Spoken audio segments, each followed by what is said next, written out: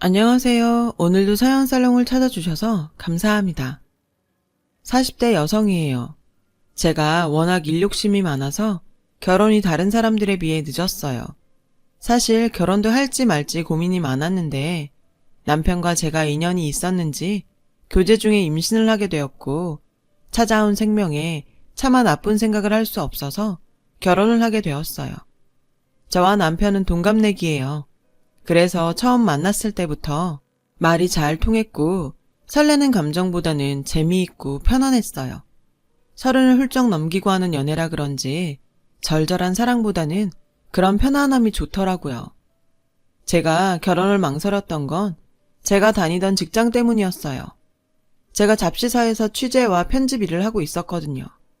바쁠 때는 월요일에 출근해서 수요일 혹은 목요일에 퇴근할 정도로 일에 치여 살았어요. 그래도 매달 완성된 잡지를 보면 그 기쁨과 보람은 이루 말할 수 없었죠. 저는 그렇게 제 일을 많이 좋아했어요. 그런 제가 임신을 했으니 현실적인 고민을 하지 않을 수가 없었어요. 이런 생활을 하는 제가 누군가의 아내이자 엄마, 한 집안의 며느리 역할을 잘 할 수 있을까 걱정이 되었거든요. 제가 이런 걱정을 했던 건 그동안 선배들을 통해 그게 불가능하다는 걸 수없이 봐왔기 때문이에요. 저에게 결혼은 직장과 바꿔야 얻을 수 있는 거라서 고민이 됐어요.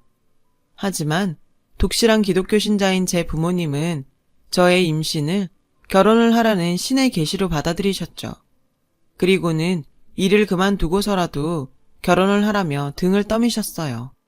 사실 제 부모님께서는 하나뿐인 딸이 나이는 먹어가는데 결혼도 안 하고 일만 하다 혼자 늙어 죽을까봐 걱정이 많으셨거든요. 그러던 차에 제가 임신을 했으니 얼마나 반가우셨겠어요. 그래서 매일 새벽에 감사기도를 드리러 교회에 가실 정도였어요. 그리고 제 임신 소식에 기뻐했던 또 한 사람이 있었어요. 바로 제 남편이었죠. 남편은 무조건 자신을 믿고 의지하라고 했어요. 저는 이렇게 기뻐하는 사람들을 보며 용기를 내보기로 결심했어요. 제 목표는 무조건 결혼과 일, 두 마리 토끼를 잡는 거였어요. 이런 이야기하기 좀 부끄럽지만 제가 그 분야에선 나름 잘 나갔거든요. 저는 제가 좋은 선례를 남겨 후배들에게 결혼해도 마음껏 일을 할 수 있다는 희망을 주고 싶었어요. 그렇게 생각하니 평소 긍정적이었던 저는 더 이상 두렵지 않았어요. 오히려 벌써부터 주변에서 대단하다고 박수 쳐주는 그림만 머릿속에 그려졌죠. 무엇보다 코드도 잘 맞고 늘 친구 같은 남편이 곁에 있으니 앞으로의 제 인생이 설레기까지 했어요. 당시 남편은 의료 보조기 회사의 과장이었는데 입사 후 꾸준히 거래처가 늘어서 회사에서도 평판이 괜찮았어요. 남편은 영업이 적성에 맞는다고 했고 열심히 일하는 남편을 옆에서 볼 때마다 남자 하나는 잘 골랐다는 생각을 했어요. 그렇게 결혼 준비를 하던 저는 뱃속의 아이가 쌍둥이라는 걸 알게 되었어요. 아무리 사람 일은 예측할 수 없다지만 제가 쌍둥이 엄마가 될 거라고는 상상도 못한 일이라 쇼킹했어요. 쌍둥이라 그런가 배는 개월수보다 훨씬 빨리 불러왔어요. 조금이라도 무리를 하면 배가 뭉치고 하혈을 하는 등 저의 임신기간은 그리 만만치 않았어요. 그래서 신혼여행도 미루고 결혼식만 겨우 올리고 신혼생활에 들어갔어요. 처음 하는 살림은 매일 실수투성이었고 나날이 심해지는 입덧에 가스불도 제대로 켤 수 없을 정도였죠. 보다 못한 친정엄마가 저희 집에 오셔서 반찬과 청소를 대신 해주시고는 했죠. 그런데 그 사실을 안 시어머니께서 그러시는 거예요. 요즘은 농사일이 없으니 당분간 서울에 올라오셔서 챙겨주시겠다고요. 사돈한테 신세 지는 게 죄송하다면서요. 저는 그때까지만 해도 시어머니의 배려에 감사한 마음이었어요. 아무래도 아직은 남편이 친정엄마의 음식보다는 시어머니 음식이 입에 잘 맞을 테니 겸사겸사 잘 됐다 생각했고요. 하지만 곧 제가 틀렸다는 걸 알게 되었죠. 걱정해 주시는 것처럼 말씀하셨지만 함께 살아보니 그게 아니더라고요. 결과적으로는 제 발로 시월드 문을 열고 들어간 꼴이었어요. 시어머니는 누가 옆에 있든 말든 속의 말을 혼잣말처럼 툭툭 내뱉으셨어요. 처음엔 얼마나 당황스러웠는지 몰라요. 누가 시킨 것도 아닌데 저는 시어머니의 혼잣말을 못 들은 척 했어요. 어머님이 오시고 얼마 뒤부터 저희 집 살림은 모두 시어머님 뜻에 따라 위치까지 모조리 바뀌었어요. 시어머니가 저희 집에 오신 건지 저희가 시댁에 간 건지 착각이 들 정도였죠. 여기까지는 그래도 참을 수 있어요. 문제는 제 입덧이었죠. 아침에 일어나 방문을 여는 순간부터 풍기는 음식 냄새에 저는 매일 아침마다 변기에 인사를 해야 했어요. 제대로 식사를 못하는 건 물론 비위가 상해 하루 종일 힘들었어요. 그렇게 결혼하고 첫 잡지 마감을 앞둔 마지막 주가 되었어요. 입덧이 심하고 몸이 무거운 임산부라도 마감 앞에서는 다른 직원과 똑같았어요. 저는 야근 근무에 커피도 마시지 못한 채 일에 몰두하고 있었어요. 그때였어요. 시어머니한테 전화가 걸려왔어요. 얘 아가, 너 많이 늦니? 죄송해요. 오늘은 많이 늦을 것 같아요. 죄송하기는 일하는 네가 고생이지. 몸도 무거운데 너무 무리하지 마라. 생각해보니 정신이 없어서 시어머니께 야근한다는 말도 못했더라고요. 그런데도 일하는 며느리를 이해해 주시니 그동안 쌓였던 불만이 언제 있었냐는 듯 사라질 정도였죠. 직장 동료들은 요즘 시어머니가 센스 있으시다며 저에게 부럽다고 했어요. 저는 임신을 하고도 이렇게 집에서 일하는 걸 인정받는 모습을 보일 수 있어서 어깨가 으쓱했어요. 하지만 이건 제 착각이었어요. 남편의 자켓을 세탁소에 맡기려고 주머니를 뒤지다가 초밥집, 영화관, 커피숍 영수증이 나왔고 그날의 비밀을 알게 되었거든요. 제가 마감 때문에 바쁜 걸 아는 남편이 시어머니께 야근한다고 알렸다더군요. 그랬더니 시어머니께서는 반색하시며 그래? 그거 참 잘 됐구나. 걔 일하는 동안 모처럼 우리끼리 밖에서 밥도 먹고 데이트도 좀 하자. 시어머님이 잔뜩 신나 그러시길래 남편은 시어머니를 모시고 나가 모처럼 모자지간에 시간을 보냈다고 하더군요. 그럴 수 있죠. 어차피 저는 야근 때문에 바빴고 모자가 오랜만에 밖에 나가 시간을 보내는 게 나쁜 건 아니니까요. 하지만 생각하면 할수록 시어머니의 태도가 마음에 걸렸어요. 아들과 데이트할 생각으로 제가 정말 많이 늦는지 확인하셨던 거잖아요. 그런 생각이 계속되자 기분이 묘했어요. 처음엔 호르몬 때문에 예민한가 했지만 우연히 시어머니 핸드폰에 저장된 남편의 번호를 보았더니 글쎄 내 첫사랑이라고 되어 있지 뭐예요. 그걸 보니 소름이 끼치더라고요. 하지만 그런 걸로 시어머니를 이제 그만 댁으로 돌아가시라고 할 수는 없었어요. 그래서 어떻게 시어머니를 다시 댁으로 돌려보낼까 고민하고 있었죠. 그러던 어느 날 뜻밖의 일이 생겼어요. 시댁에 혼자 남아 계시던 시아버지가 전화를 하신 거예요. 대체 언제까지 거기 있을 거야? 며느리 핑계대고 거기서 퍼져 있을 생각 말고 당장 내려와.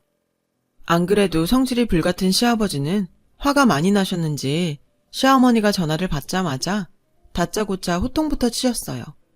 결국 시어머니는 찍소리도 못하고 돌아갈 짐을 짜기 시작하셨죠. 내가 전생에 나라를 팔아먹은 년도 아닌데 왜 이런 꼴을 당하고 사는 건지. 우리 아버지도 그렇지. 어떻게 딸을 저런 인간한테 시집을 보내. 내 팔자야. 시어머니의 혼잣말은 꽤나 크기 때문에 거실에 있던 우리 부부는 시어머니의 이야기를 전부 들을 수 있었어요.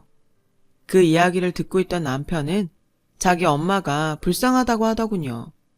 같은 여자로서 저도 남편 말에 동의해요. 하지만 남편에게 받지 못한 사랑을 자기 아들에게 받으려고 하는 건 며느리로서 달갑지 않았어요. 그날 시어머니는 댁으로 돌아가셨어요. 저는 더욱 배가 불러왔고 슬슬 생활 곳곳에 구멍이 나기 시작했죠. 평소 완벽주의자인 저는 그게 은근히 스트레스였고 급기야 응급실 신세를 지게 되었어요. 계속 이러면 뱃속의 아이가 힘들어요. 노산이만큼 주의가 필요합니다. 당시 35이던 저는 의사 선생님으로부터 노산이라며 주의해야 한다는 얘기를 들었어요. 그 소리에 친정엄마는 육아휴직을 하던지 아니면 회사를 그만두라고 잔소리를 하셨어요. 남편 역시 처음으로 저에게 회사를 그만두라는 말을 하더군요. 자기가 일하고 싶어 하는 건 알지만 이러다 우리 애들이 잘못될까봐 무서워. 그래서 말인데 지금은 쉬는 게 어때? 일은 애 낳은 뒤에도 할 수 있잖아. 당신 몫까지 내가 열심히 벌게. 응? 친정엄마는 남편의 말에 옳았구나 하며 저에게 회사를 그만두라고 했어요. 호기롭게 두 마리 토끼를 모두 잡겠다고 나섰던 저는 현실의 벽에 부딪혀 결국 하나를 손에서 놓고 말았어요. 처음에는 육아휴직을 하려고 했는데 3개월밖에 인정이 되지 않아서 울며 겨자 먹기로 사직을 하게 되었어요. 주변에서는 이참에 마음 편히 쉬라고 했지만 어림없는 소리였죠. 저는 쌍둥이 출산을 무사히 마친 뒤 돌까지만 육아를 하고 이후엔 다시 복직을 하자고 각오를 다졌어요. 하지만 쌍둥이 육아는 생각처럼 쉽지 않더라고요. 엄마는 하나인데 애는 둘이니 아주 미칠 것 같더라고요. 모유 수유는 꿈도 못 꿨어요. 제때 밥을 먹지 못해서인지 모유가 빨리 말라버렸거든요. 몸무게도 무려 10kg나 빠졌고요. 쌍둥이 육아로 인해 따로 운동할 필요가 없더라고요. 대신 빠진 살만큼 체력도 떨어졌고 제 삶의 질도 떨어졌어요. 가끔 너무 죽을 것 같을 땐 친정엄마가 와서 아이를 봐주셨어요. 하지만 친정엄마도 직장 생활을 하고 계셔서 저녁 때가 다 되어서야 오셨죠. 그즈음 남편은 부장으로 승진해서 퇴근이 더 늦어졌어요. 결혼 전에 자기만 믿고 의지하라고 하던 남편은 코빼기도 보이지 않았어요. 덕분에 저는 말로만 듣던 독박 육아 신세가 되어버렸죠. 몸은 힘들고 바쁜데 마음은 외로운 게 그야말로 심신이 모두 괴로웠어요. 나중에 알았죠. 산후 우울증이라는 걸요. 하지만 남편은 제가 힘들다고 하소연을 할 때마다 시큰둥했어요.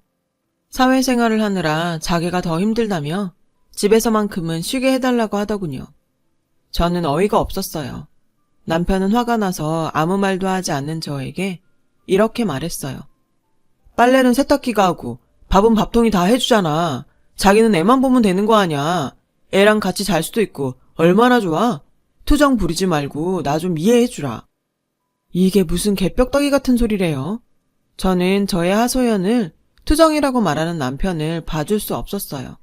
그래서 남편과 쌍둥이를 놔두고 집을 나와 호텔로 갔어요. 친정에 가면 걱정하실 게 뻔했고 저를 설득하실 게 분명했으니까요. 간만에 자유에 잠시 들뜨기도 했지만 저는 금세 마음이 불편해졌어요. 이왕 이렇게 된 거 그냥 즐기면 되는데 왜 이 순간에도 집 걱정을 하고 있는지 생각할수록 화가 났어요. 이런 제 자신이 너무 싫더라고요. 3시간 정도 지나자 남편이 저에게 문자를 보냈더라고요. 지금 이게 무슨 짓이야? 애 엄마가 애만 두고 나가면 어떡해? 저는 문자 내용을 보고 기가 차서 말이 안 나왔어요. 자긴 애 아빠 아닌가요? 결혼 전에는 코드도 맞고 말도 잘 통하던 남자는 어디 가고 이런 꼰대 같은 아저씨가 되다니. 정말 이 남자랑 결혼을 한 게 그렇게 후회가 되더라고요. 당신도 애 아빠니까 나 대신 잘 해봐. 당신 말대로 청소랑 밥은 기계가 하니까. 당신은 애만 보면 되잖아. 애랑 같이 자면 되니까 얼마나 좋아? 남편이 했던 말 그대로 문자로 보냈어요. 남편은 제 문자에 화가 났는지 그때부터 전화를 하기 시작했어요. 저는 더 약이 오르게 전화기를 꺼버렸죠. 아이 울음소리 없는 조용한 호텔방에 혼자 있자니 나도 모르게 눈물이 났어요. 결혼을 현실이고 육아는 희생이라고 왜 아무도 말해주지 않았을까요? 모든 게 다 원망스러웠어요. 방해하는 사람도 없는데 잠도 이루지 못하고 결국 새벽에 체크아웃을 했어요.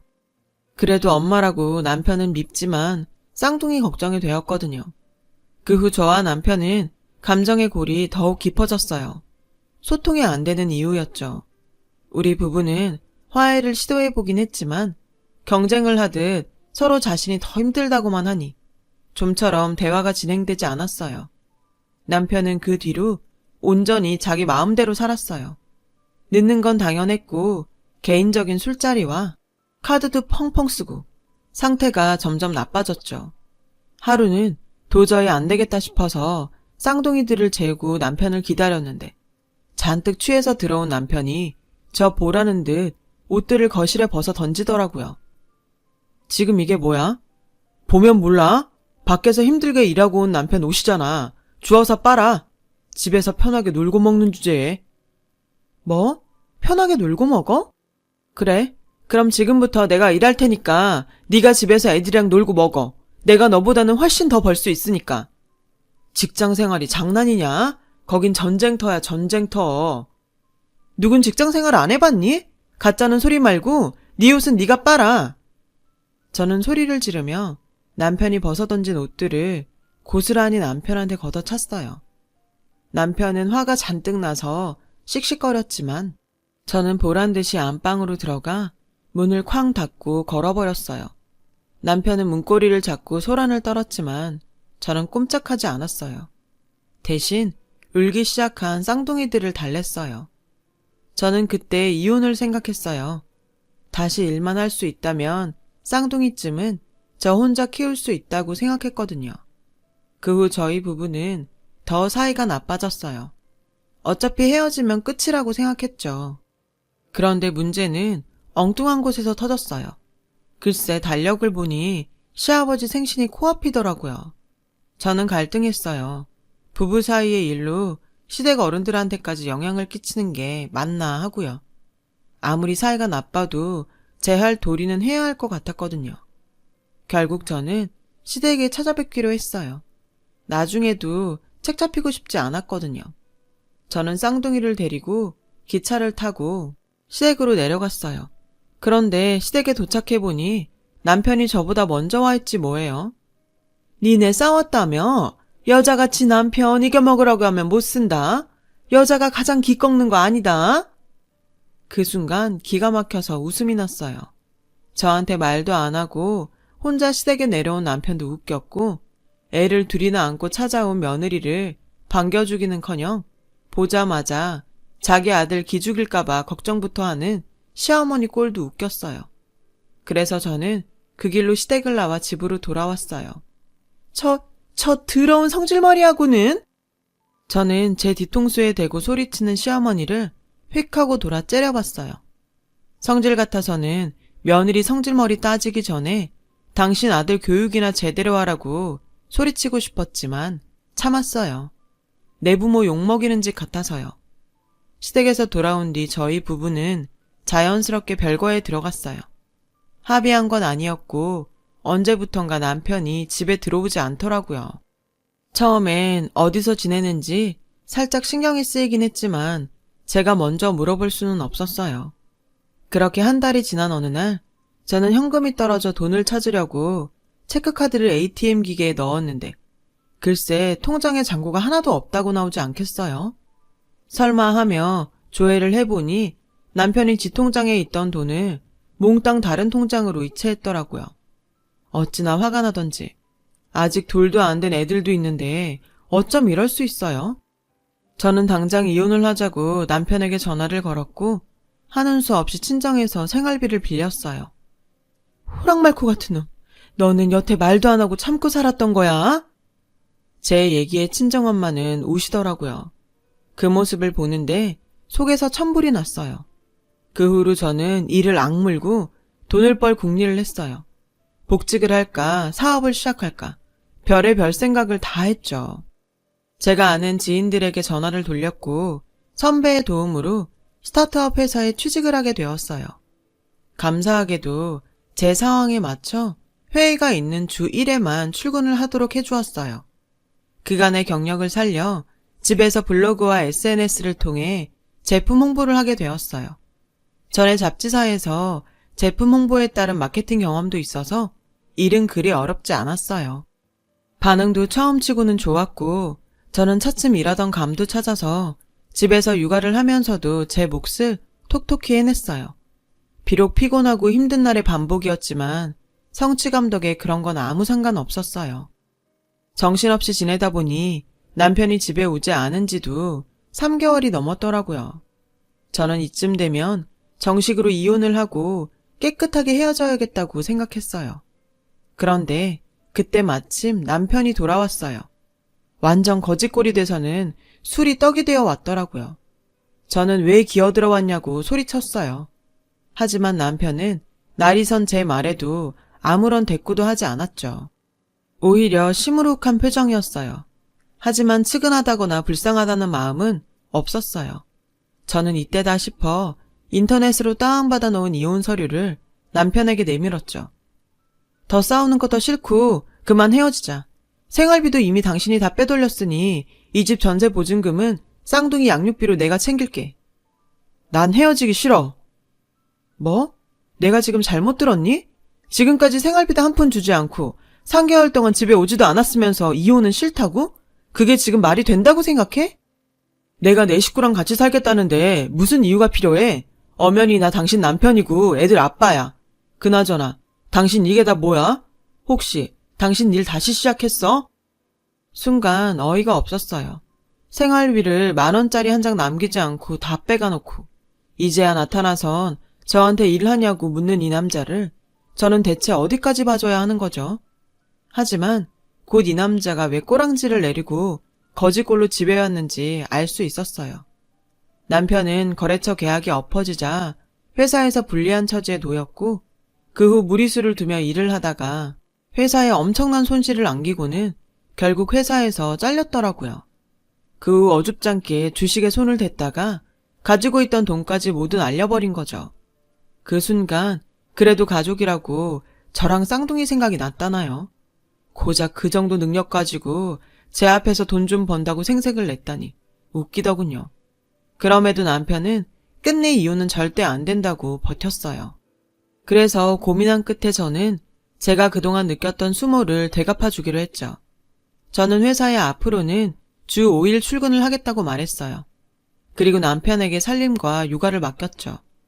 저는 한 달에 생활비로 딱 100만 원만 주고 평소처럼 일에 미쳐 야근과 주말 출근을 밥 먹듯이 했어요. 살림과 육아에 지친 남편은 제가 집에서 쉴 때 종종 힘들다고 하소연을 해댔죠.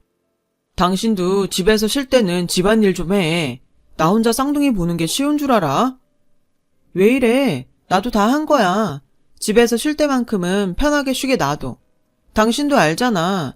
회사는 전쟁터야. 제 말에 남편은 감정이 상했는지 주방에서 혼자 깡소주를 마시더군요. 푹푹 한숨을 쉬면서 말이에요. 그 모습에 그동안 당해왔던 수모를 되갚아준 것 같아 속이 시원했어요. 그런데 얼마 뒤 저희 집에 시어머니가 서울로 올라오셨어요. 남편이 육아가 너무 힘들어서 시댁에 SOS를 쳤더라고요. 시어머니는 서울에 도착하자마자 집으로 안 가시고 제가 다니는 회사로 찾아오셨더라고요. 그리곤 저를 보자마자 노발대발 하셨죠. 아니, 그깟 돈 좀 번다고 유세냐? 다른 여자들은 회사 일도 하면서 집에서 살림하고 애도 다 키운다.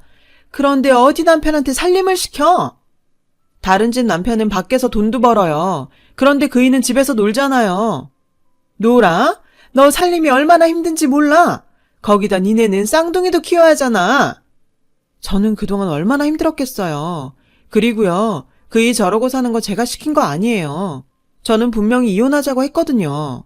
그런데 어머님 아들이 이혼은 안 된다고 그렇게라도 같이 살겠다고 한 거예요. 그러니 저 원망하지 마세요. 다 어머님 아들이 무능한 탓이니까요. 전 미팅이 있어서 그만 들어갈게요. 그리고 다음부터는 회사에 함부로 찾아오지 마세요. 저까지 회사 잘리면 안 되잖아요. 저는 당황해서 입도 제대로 다물지 못하는 시어머니를 남겨두고 먼저 일어났어요.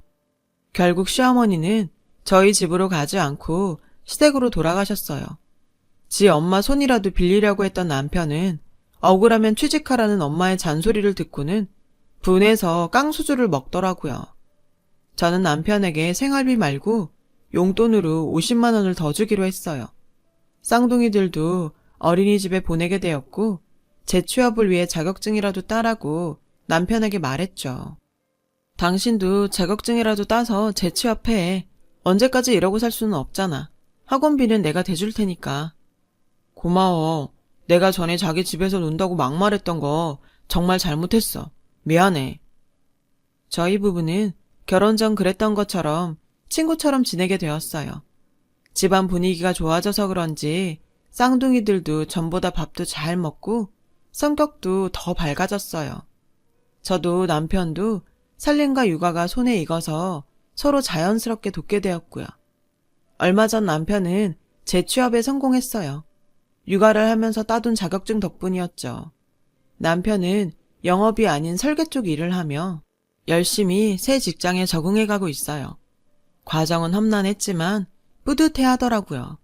고생 끝에 만난 낙이라서 더 그런가 봐요. 서로 더 잘 지켜가야지요. 제 사연을 들어주셔서 감사합니다. 들어주신 모든 분들 행복하세요.